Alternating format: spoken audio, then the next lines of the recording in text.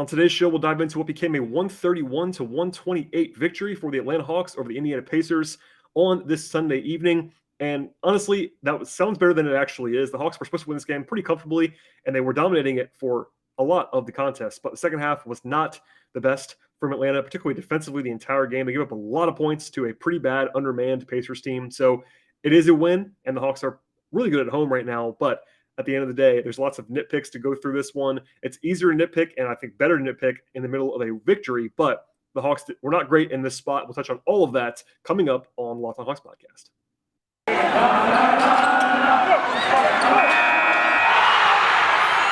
You are Locked On Hawks, your daily Atlanta Hawks podcast. Part of the Locked On Podcast Network. Your team every day.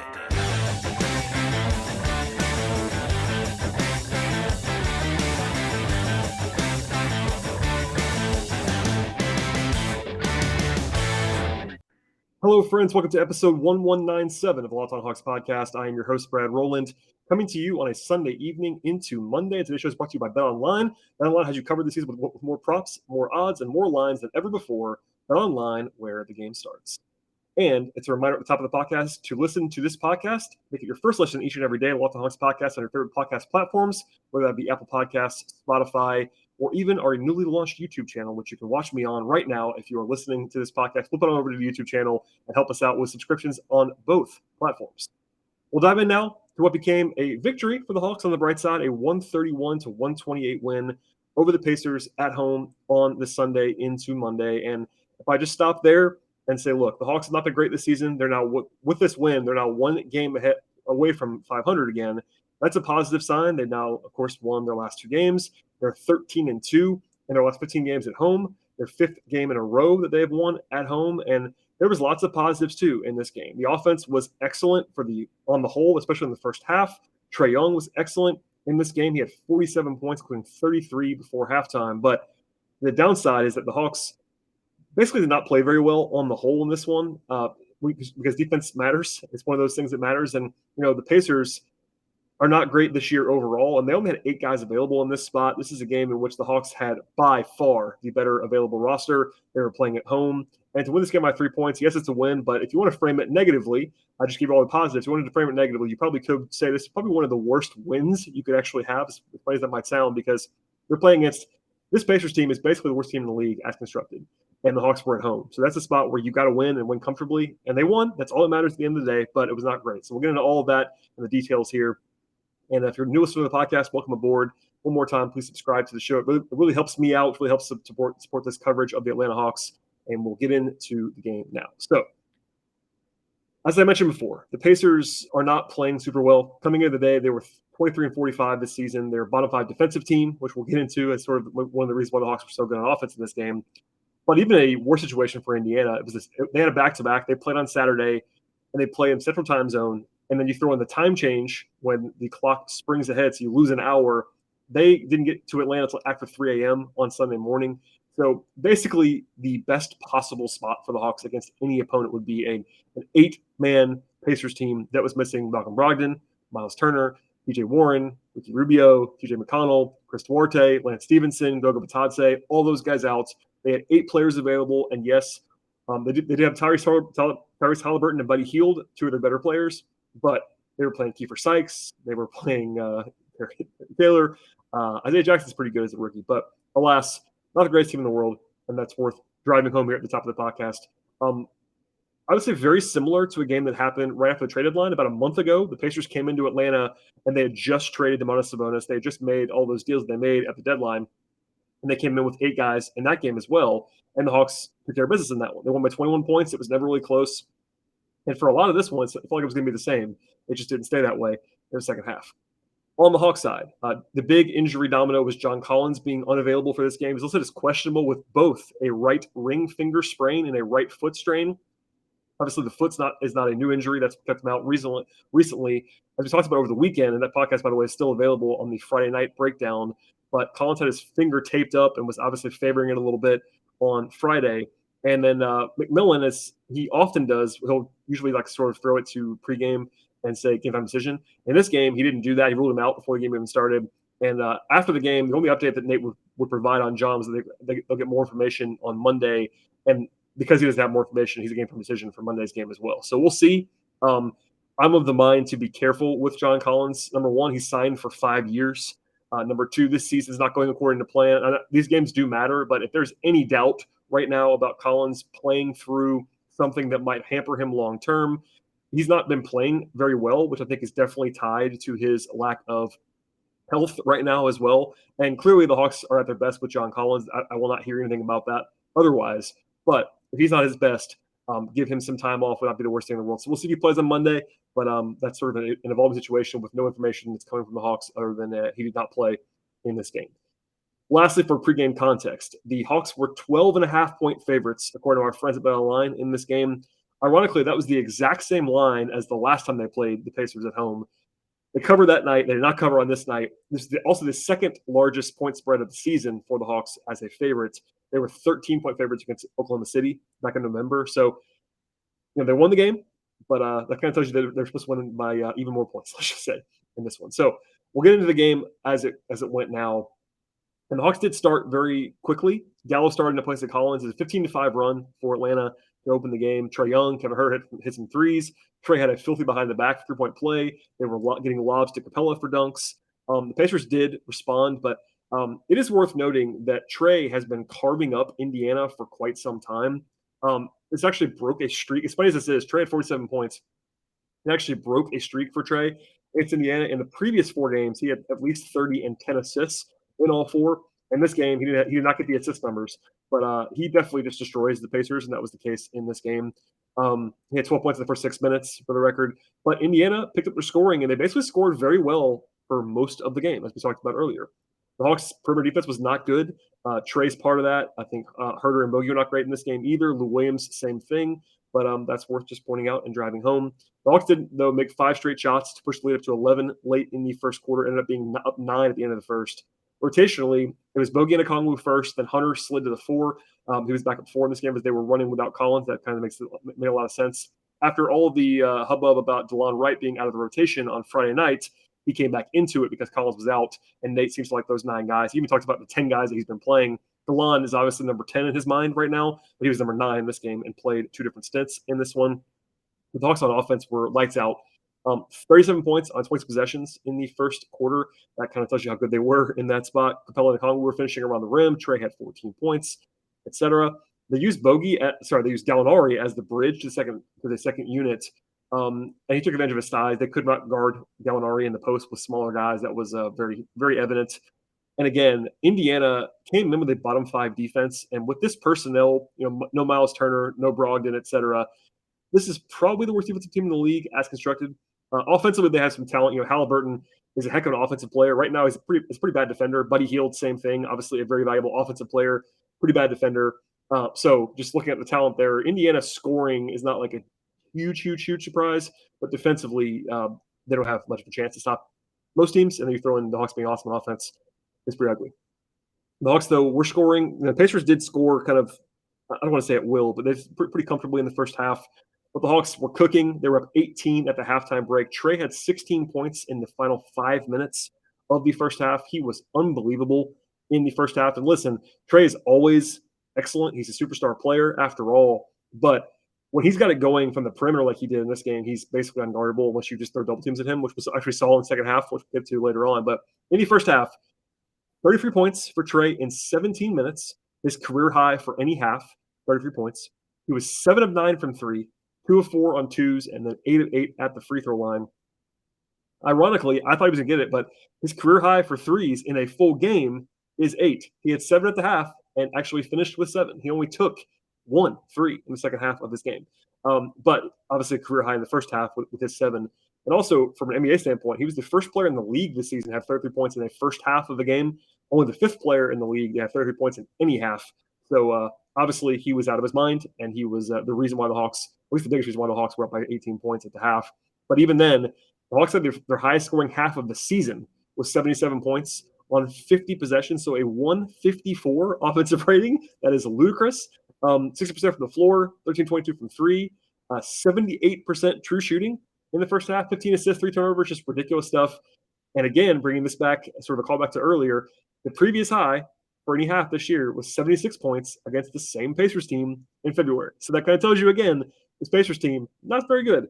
Regardless, defensively, it was pretty ugly, and we'll get into that much more later on in the show, as well as second half, player observations, overall takeaways, and a look ahead briefly at tomorrow's game, as well as some standings looks. But first, before we get on into all of that stuff, a word from our sponsors on the podcast today. One of my resolutions this year in 2022 was to eat right. I managed to stick to that with the help of Built Bar. In some ways, not even really a resolution for me anymore because I actually enjoy eating Built Bars. They have the protein-infused puff bars that are fantastic and all of the other fan favorites as well. Built Bar has 100% real chocolate in every single bar, which makes a huge difference, and they taste fantastic. On top of the taste, Built Bar is low calorie and high protein. You can easily replace your candy bars with Built Bars, both in taste and to improve your nutrition. If you go to Built.com right now, check out the nutrition page. We're blown away by it. Most Built Bars have only 4 grams of sugar, 4 net carbs, and 17 grams of protein with a very low calorie count. And Built Bar has longtime flavors like coconut almond and new flavors coming all the way and all the time. Plus, each flavor is absolutely delicious. The best way to check it all out and everything from Built Bar, honestly, is to go to Built.com. Use the promo code LOCKED15 when you get there. If you do that, 15% off on your order with Built Bar. That's promo code LOCKED15 for 15% off at Built.com. All right, we'll get in the second half now. And the Pacers, they started doing this a little bit late in the first half, but especially in the second half. They started basically trapping and face guarding Trae Young almost full court for most of the second half. It was effective. The Hawks were not as good offensively in the second half as they were in the first half. They were still pretty good, but not as ludicrously good, especially early on in the third quarter. But occasionally, this is one of those things where in the NBA, you don't often see this approach. Guys get double teamed or whatever, but they were guarding Trae like it was a college game in some respects, like it was Steph Curry Davidson kind of thing. But obviously, it settled in a little bit. Trae was still able to get what he needed to get done after the halftime break, but it was pretty wild to watch in real time early in the third quarter. But again, Capella got his 4th foul. He had to leave the game, and the Pacers had a 15-4 run to get back within 7. And that was their first missed opportunity. The Hawks could have put this game away. They're up 18 points at the half. I cannot express to you how big of a favorite the Hawks would have been in the betting market at that point in time, up 18 at home against this bad Pacers team. But the Pacers make their first run, get it back within 7, and really they were scoring over and over and over again. Trae didn't take a shot for 6.5 minutes, which is not really on him, whether he was being guarded, but that definitely threw the Hawks off a little bit. Indiana had 3 in the air that would have cut to 4 and missed it. The Hawks did sort of extend it back out. They had 100 points with 14.5 minutes to go. So offensively, no problems there. They played the Stars a little bit more than usual in the third quarter. Trae played the entire played the entire third. Hunter played the first 11.5 minutes. They brought actually kind of a hilarious lineup in late in the third quarter. It was Trae, Lou Williams, DeLon Wright, and Bogey playing together. Granted, it was mostly offense in that stretch, but it's pretty funny to watch that foursome play together. But the Hawks were still by 13 at the end of the third. Trae had 41. They were still scoring. The Pacers were winning the third quarter, but they weren't like chopping the lead down too much. And then early in the fourth, other than a delay of getting a technical foul the Hawks got, the Hawks were in fine shape. They were up by 14 points with 8 minutes left. And, again, massive favorite at that point. But immediately, Indiana goes on an 8-0 run. Halliburton got going a little bit offensively. In fact, Isaiah Jackson missed a layup or it would have been even closer.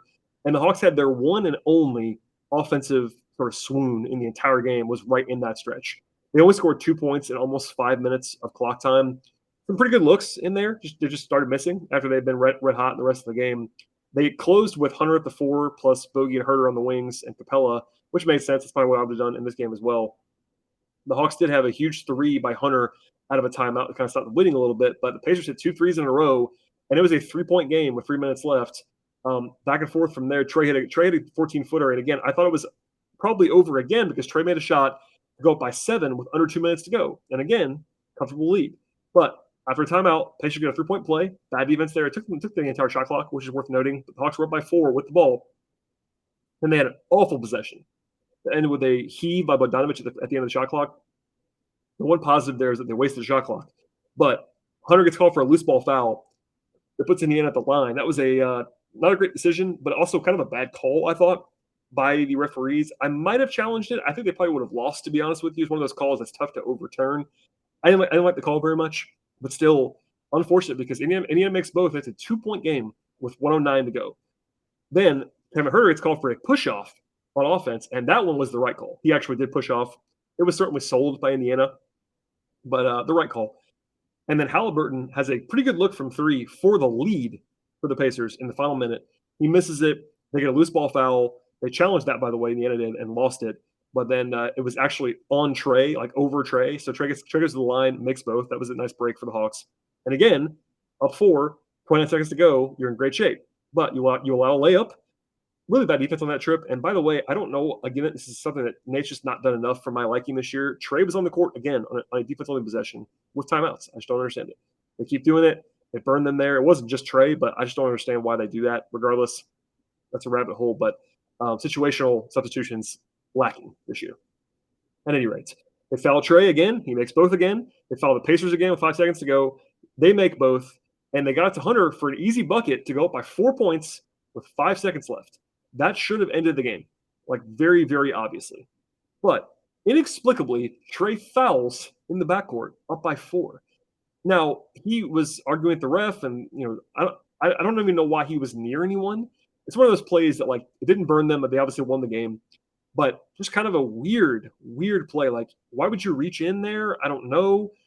Was it a foul? Like, maybe not, like a huge foul, but obviously the reach in happened. And the only way you can lose there is to foul. Like, you're up 4, and they have 5 seconds to go. They have to go down the court. They have no timeouts. So let's say charitably they make a layup with 1 second left, maybe, or they make a 3 with no time remaining, basically. If you foul in the backcourt, yes, you're still a huge favorite. But if they make the first, miss the second, rebound, kick out 3, and now you're tied. Now, could you lose in regulation? Probably not. But the one thing you cannot do there is foul. But regardless, it didn't burn them. Hunter gets the rebound after they make the first, miss the second, and that's the end of that. So after that whole roller coaster and all the context that I provided on this podcast, they win the game. That is the most important thing. Even I, as someone who is huge on context and part of my job in hosting this podcast and covering this team and tweeting about the team and all that stuff, writing about the team, is to give you the full picture. So I'm trying to do that. But in the standings, this is a win, and I'm sure Nate will drive that point home, although coaches also love to teach lessons in wins, which I'm sure Nate is not too upset about at this point. Offensively, to be very positive, was really good in this game. They cooled off some in the second half. They still scored plenty, and they were actually, the only difference in the second half really was their three-point shooting. They were 4 of 16 from 3 in the second half after they were just scorching before halftime. But still, the full game numbers were unbelievably good. 55% from the floor, 17 of 38 from 3. It's 45%, obviously excellent. 22 of 24 at the line is excellent. They had 27 assists, 12 turnovers. Both of those are above average. So they were really good on offense the entire game. Part of that's Trae being out of his mind, but, guys had good games. They had 7 in double figures in this game, so there was some balance to go along with Trae, and no complaints about the offense, really. I mean, there were some small things along the way, but overall, you can't really say that they should have been better than this on offense in this game. But defensively, it was a total mess. They allowed about 1.3 points per possession, which is genuinely horrific against anyone, but especially against the undermanned Pacers team. Even if you want to be kind and say Indiana does have some talent offensively with Halliburton, Healed, and they play small, they play fast. Wayne Washington Jr. had 20 points off the bench. It was bad defensively, like full stop bad. Second half was even worse. 69 points on 55% shooting for Indiana. Nate McMillan got into the fact they were sort of losing ball handlers and allowing the defense to be kind of broken down in the middle. I would agree with that, but in general, they were not contesting shots. Even in the first half, when it was a little bit better defensively than it was in the second half, they were not contesting shots at a high level on the perimeter. It's been a problem all season long. It was not really the rim that kind of beat them in this game. It was really the perimeter and free throw line kind of stuff, making some mistakes and breakdowns. Fortunately, the Hawks did 4 for 15 turnovers, so they won the turnover battle in this game, but still took 5 less shots than Indiana because the Pacers were really, really good on the offensive glass. That's been a problem for the Hawks at times recently, particularly when Capella's off the floor. In this game, it's one of those stat lines like Okongwu had 9 rebounds to lead the team, but only 2 were defensive. That's a weird one. Kind of tells you the story on that one. Indiana ended up grabbing 37% of their misses. That's a very bad ratio for the defensive glass. And they shot the ball great. 64% true shooting for the Pacers. On the road, on a back-to-back with 8 players. So part of that's just credit to them. Take your hat off to the Pacers. But, boy, that was a rough performance in some ways for the Hawks.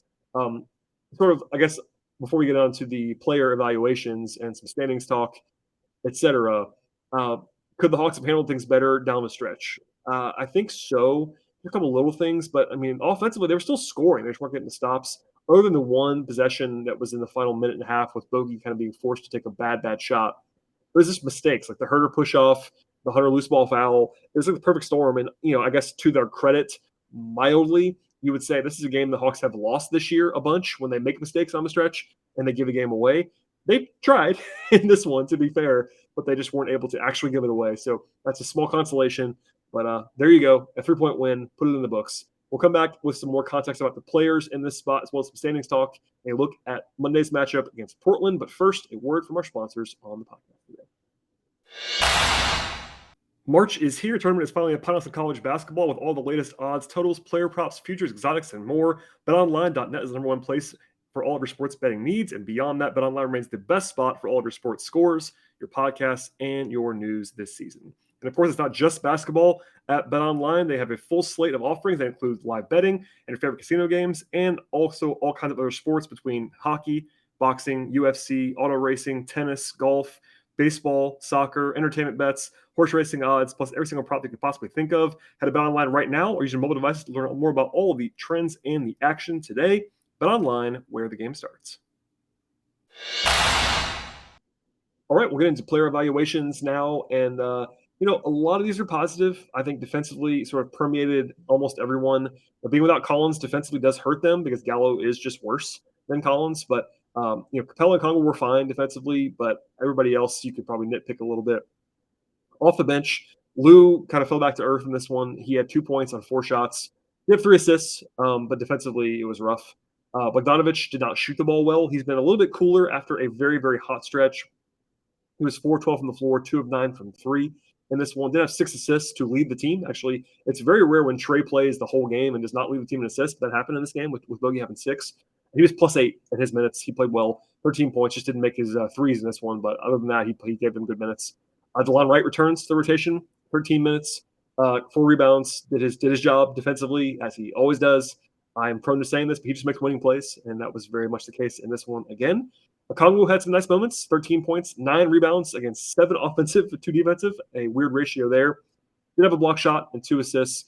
Finished well around the rim, although he was 6 of 11 from the field. He missed a couple bunnies that were contested for sure. A couple actually were blocked, I believe, by Indiana. But I thought he played reasonably well.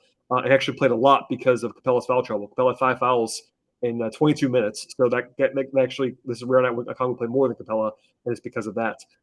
Speaking of Capella, 10 points, 6 rebounds, 3 steals, 3 assists, and a block. Was -9 actually because he was on the floor for that whole second half stretch. But I thought he played pretty well. And then defensively, he was kind of their best anchor. Made all 5 shots. That's a positive for Capella. He's been actually quietly better around the rim and finishing recently. Going through the game log a little bit here for Capella. In March, I believe this includes tonight, he's shooting 74% from the floor. That is only 7 games and not a ton of volume, but he's not had a sub 50% shooting game since February 15th. He's been shooting like something in the neighborhood of 70% since then.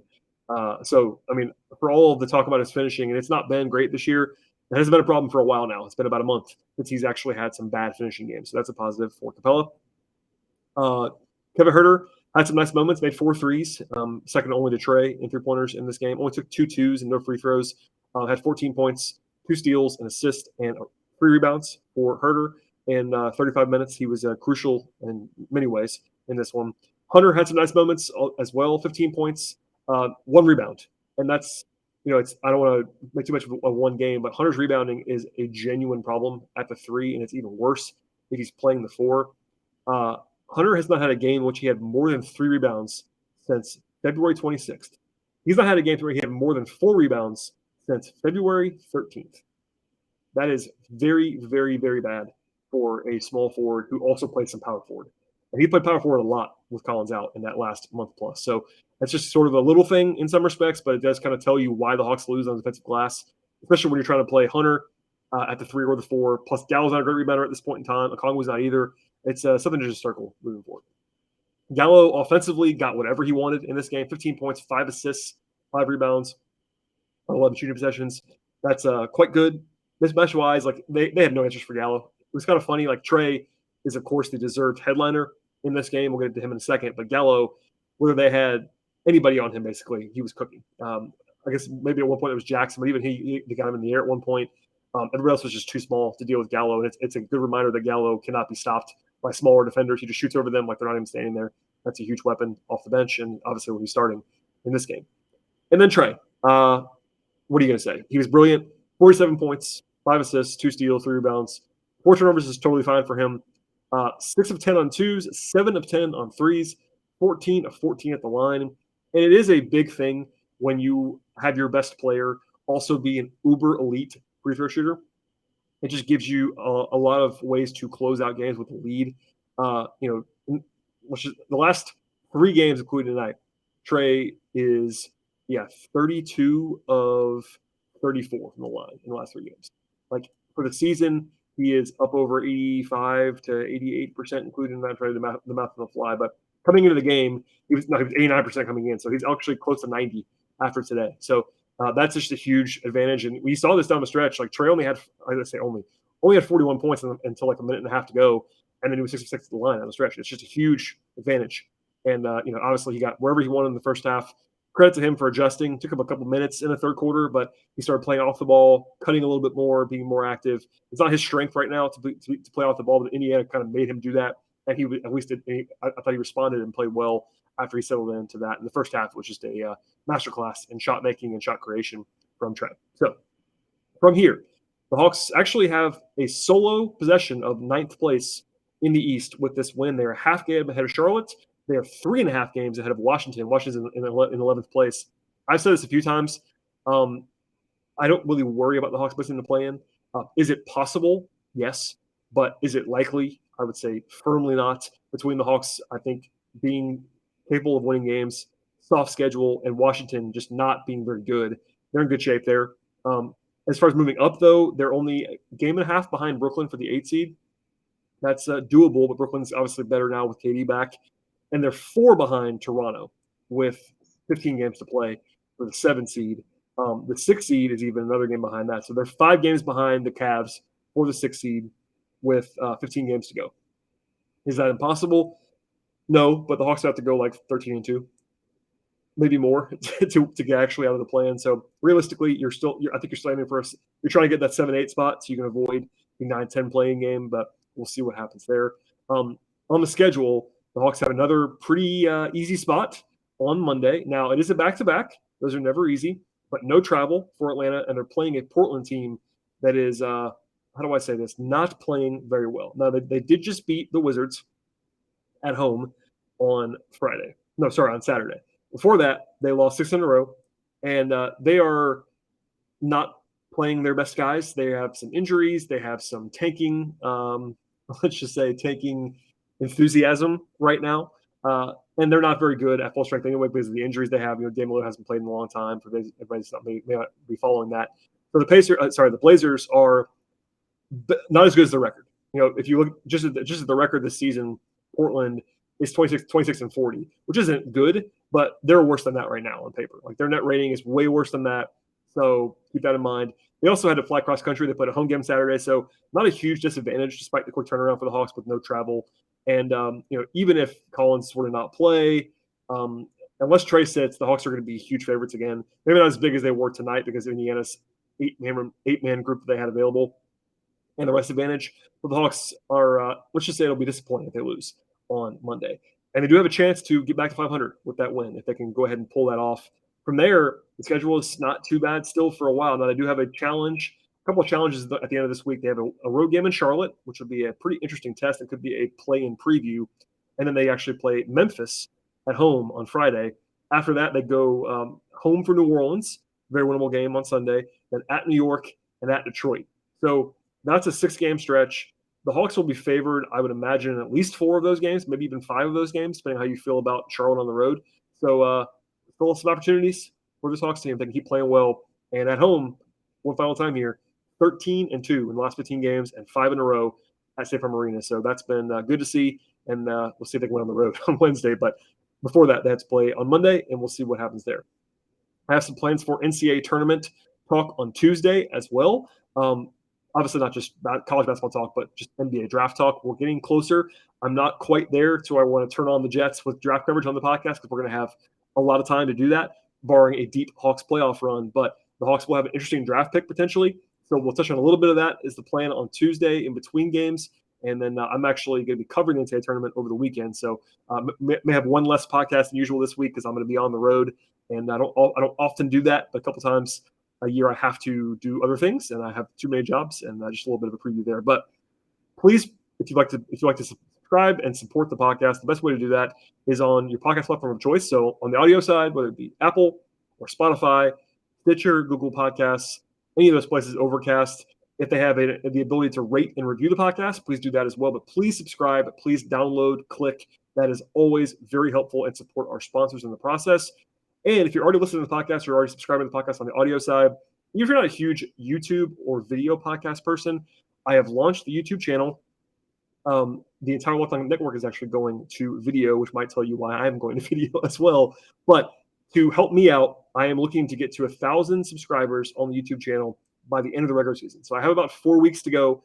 We're halfway, actually more than halfway there, but still have some real work to do. So if you have friends that might just like to support you and by proxy support me, they might want to subscribe to the YouTube channel. Please share the link with them. If you have Hawks fan friends, if you have multiple accounts, all that stuff. I'm not above begging for help in that regard. So please subscribe and watch the videos or just click on them. That's very helpful as well. So thank you for listening to the podcast, everybody. Please follow me on Twitter if you would like to, at BT Rowland. Follow the show on Twitter at Locked On Hawks for all the latest and all the links and all that stuff. And the best way, again, to find the podcast is to subscribe, and it'll be delivered to you. It'll be handed right your way when it drops.